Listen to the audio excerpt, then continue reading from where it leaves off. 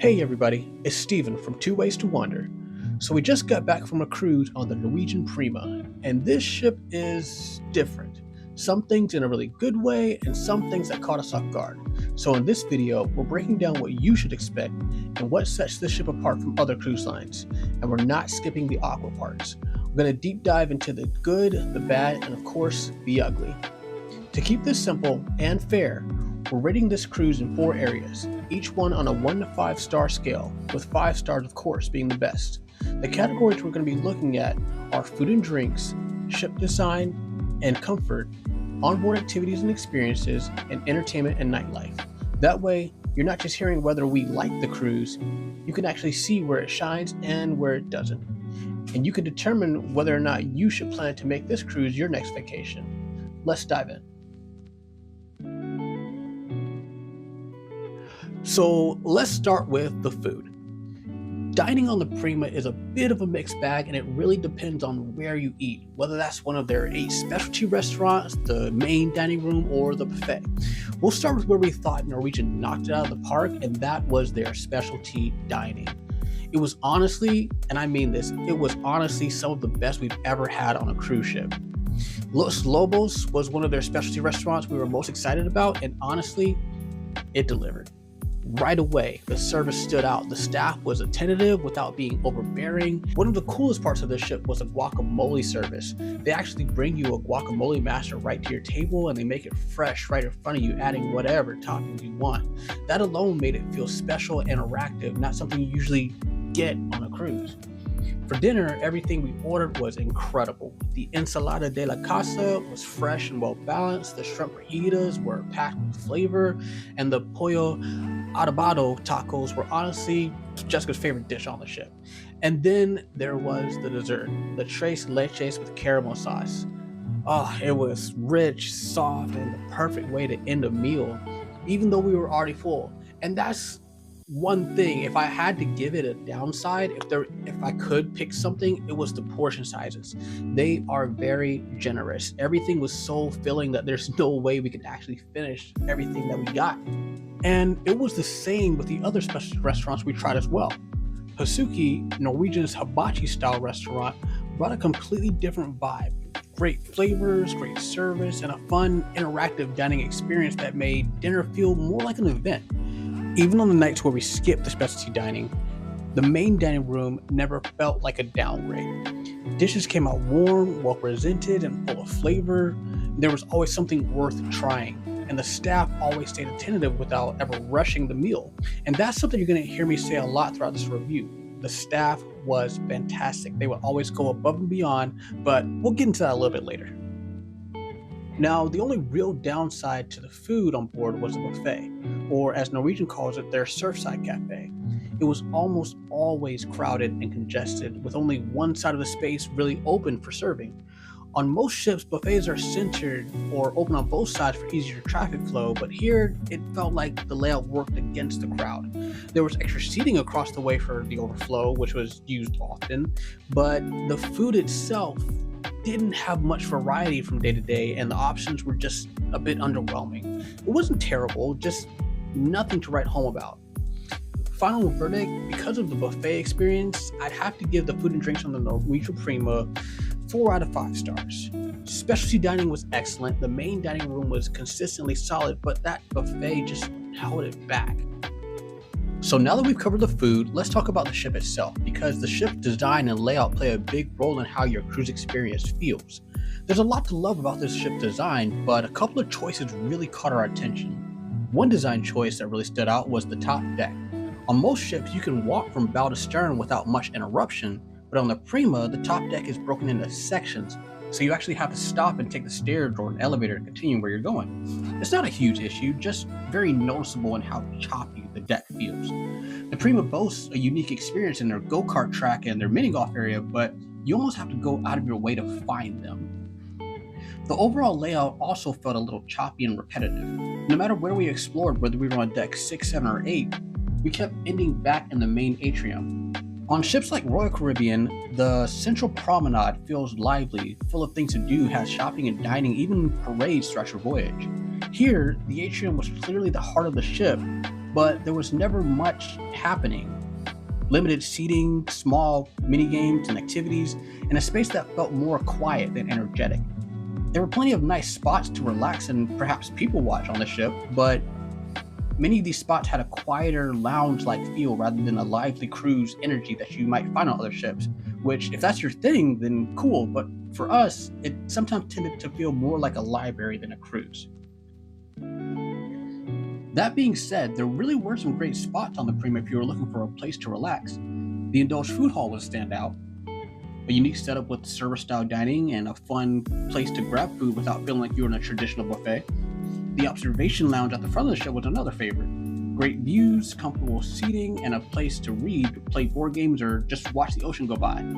Overall, the ship felt more like a collection of smaller places to hang out rather than one big central hub. Instead of one main heart of the ship, it was more about finding your spot and your place that you want to settle in. One more thing I really want to touch on in this category were the staterooms. We loved these cabins. It felt more spacious than most cruise cabins we've stayed in, with a very smart layout that made great use of the space. The design stood out too. Modern finishes, nice lighting, and artwork that made it feel like a little contemporary retreat at sea. There was plenty of storage, the bathrooms felt clean and updated. By the way, love the glass door rather than that curtain. And the room stayed quiet at night, which made it easy to relax after long days on board. Overall, the staterooms were a strong part of the comfort experience and were very well kept by the staff on board. Okay, so let's give the design and comfort section a rating. The aesthetic and visual design elements are modern and beautiful, and there are some really great places to relax, but the unconventional layout and having to pass through the same areas over and over pulled the rating down just a bit. Overall, I'm giving the design and comfort on the Norwegian Prima a 3.5 out of 5 stars. Now I know that number might seem a little bit lower, but as I said from the beginning, this would be an honest review. We've sailed on many Norwegian ships in the past, and we've experienced layouts that flow much more naturally from space to space on board. Compared to those, the Prima's layout just didn't quite do it. It's still a beautiful ship, but compared to the other Norwegian ships we sailed on in the fleet, the layout of the Prima held it back just enough to land here. Okay, so now that we've talked about the ship's design, let's move into the onboard activities and experience section, because this is where the Prima really stood out. I'd like to take a quick second to talk about the experiences first, because this is what really hit home for us and what made our experience on board. What really impressed us the most about this were the staff, and I'll tell you why. Quick story. So I brought a board game on board to play with some family and some friends, but the batteries died.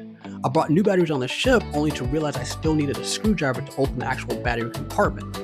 I went to guest services and the staff told me they didn't have a screwdriver at the front desk, but he said, I have some tools in my own cabin, I can go grab them for you. I told him it really wasn't that big of a deal, but he insisted.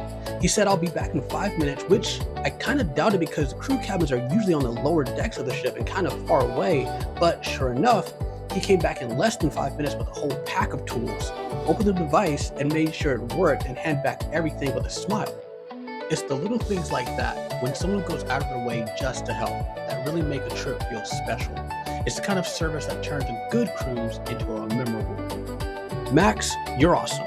Norwegian, if you're watching, give this man a promotion. Okay, let's talk about the attraction on board. One of the biggest attractions is the go-kart track. You can see it from the port, you can see it on Norwegian's commercials. Let's talk about it. For about $15, you get about 7 to 8 laps, and these carts are actually pretty fast, which made the price feel worth it to us. It didn't feel like a kiddie ride, it felt like a little race experience. This ended up being one of the highlights of the entire trip for us because these carts actually had some giddy up and go. Another area that absolutely deserves a shout out is the Prima's VR and arcade space. The moment you walk in, you can tell this wasn't just a couple of arcade machines thrown in a corner. It was a fully designed experience with dedicated VR stations, 3D and 4D attractions, and a layout that actually pulled you in. We spent a good amount of time enjoying the games, and we've never seen a cruise ship dedicate an entire area like this to an immersive VR experience. Again, it's another example of how the Prima really shines when it comes to unique, intentionally designed attraction spaces. They also had a mini golf course that again surprised us. Most, if not all, cruise ships have a mini golf course, but they usually feel a little outdated, worn down, basic, and clearly just designed to keep the kids busy for 10 minutes. On the Prima, the mini golf course felt modern and purpose-built. The course layout was creative instead of just flat putting lanes. The neon lighting gave it a fun, energetic vibe at night, and the overall design made it feel like an attraction in its own right. Something both kids and adults could enjoy, not just an afterthought tucked on the top deck. And then there was the dedicated games area, ping pong, foosball, and even a little table soccer setup. Again, it felt like someone actually took the time to design a fun social space instead of just squeezing in a few random activities.